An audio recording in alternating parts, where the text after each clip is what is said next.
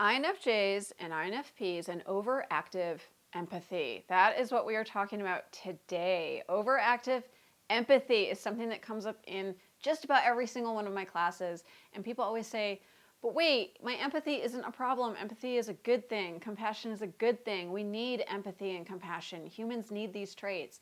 I definitely agree. We do need these traits. However, with INFJs and INFPs, these traits can get out of balance, which is why I'm calling it overactive empathy. Overactive empathy is when we hear about or we see the suffering of others and it just completely takes us down.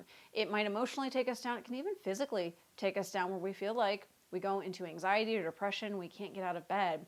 We also might adapt some dysfunctional strategies where we become the counselor to everyone. We start trying to become the fixer and the saver and the rescuer, and we become an emotional sponge for everyone as well. So again, compassion is a good thing, but overactive empathy is actually a boundary issue. INFJs and INFPs, as a rule, tend to have a very hard time understanding what belongs to us and what does not belong to us energetically. So what that means, we might think we're good with boundaries. We might think we're good with, okay, this is my space and this is your space and these are the rules around my body and these are the rules about relationships in my life, and all of that is well and good. But energetically, we get really mixed up around boundaries, and this comes into play with overactive empathy. Again, when we see the suffering of others or we hear about the suffering of others, we can get really mixed up and try to take that energy on ourselves. So we see a problem or we see that someone else is having a problem and we try to make it our own. We try to really get in there with them and have the problem with them. This is often not helpful because it is not our problem, and so it's not our energy to work with. And that's what I mean. When I say it's not our problem, I don't mean that in a dismissive way. I don't mean that in an uncaring way, like, well, that's their problem. They have to deal with it.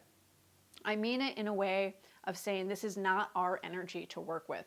When human beings have problems come up in their lives, that is energy that is arising for them to work with.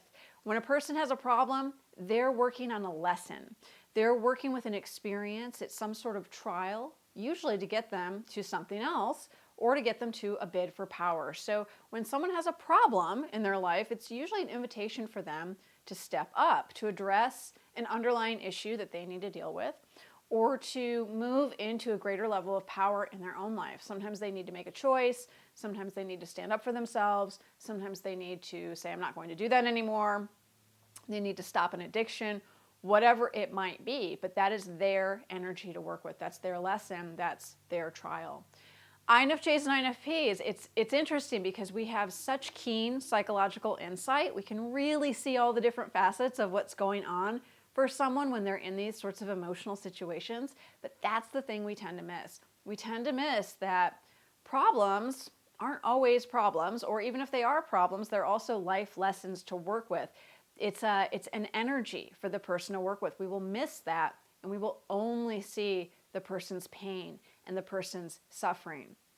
And then because we're empathic, we feel it. We'll feel that pain and suffering in our own body, and it's very uncomfortable, so we try to make it stop. A lot of the time we try to make it stop just because we are the person around them or we're being exposed to it, even if it's just in the news, and it's so uncomfortable for us that we want to put a stop to it, so we will try to really get in there and start fixing and start managing.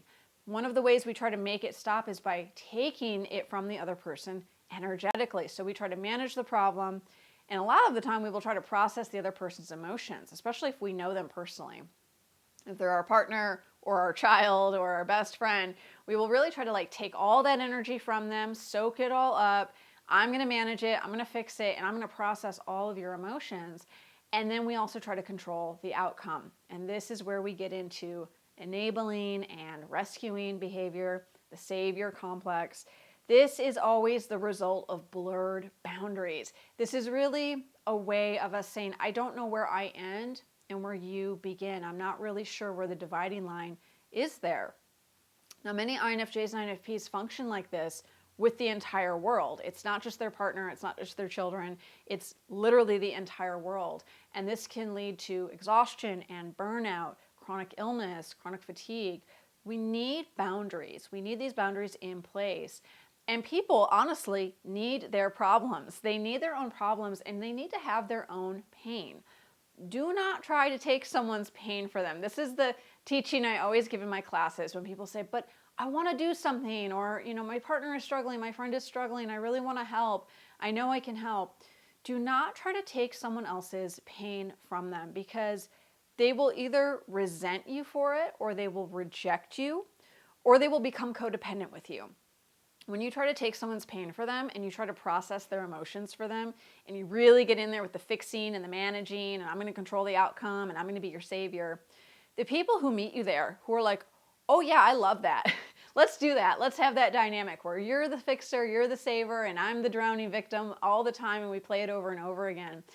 That's a codependent relationship, and they are trying to meet you there with that codependence because they have their own dysfunctional energy going on. That feels familiar to them. That's what they're seeking. That might feel like their home growing up. It's not a great dynamic for growth, though. People can get really locked in and kind of get trapped in that vicious cycle for years of I'm always rescuing, you're always drowning. We play the same dynamic over and over again. Again, on the flip side, people might resent you for it and just really reject you, and then the INFJ or the INFP can really have hurt feelings about that. Why won't they let me help?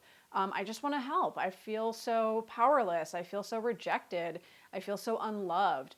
Because a lot of the time we're trying to earn our worth. We're trying to earn our love by fixing the problems of other people. But really the best strategy, let them have their pain. Let other people have their pain and let them have their problems. Now you can offer assistance. You can offer and you can give assistance with boundaries in place. That's the condition, with boundaries in place. So you are protected. You are protected from taking on their energy and being taken out by their energy. And they are protected. They are allowed to have their pain, have their problem, and work through that life experience on their own. If you found this video helpful, please like the video and subscribe to my channel. Please also subscribe to my newsletter. The link is in the comments below. I do urge you to subscribe to my newsletter. I send frequent newsletters all about INFJ and INFP life and all the different issues we deal with that so many other people don't deal with and don't really know what we're talking about when we try to talk about them to other people. And if you have questions that you would like to see answered, or if you have topics or suggestions that you'd like to see me do a video about, please email me. If you sign up for my newsletter and you get a newsletter from me, which you will in short order, I promise you, you can just hit reply and the email will go directly to me, and then you can let me know what you'd like me to make a video about, or if you have a question you'd like for me to answer, I'll put that on my questions list. I love hearing from people and I love answering questions, and I get so many good ones from readers. So please make sure you subscribe to my newsletter list. Thank you so much, everyone. I will see you next time.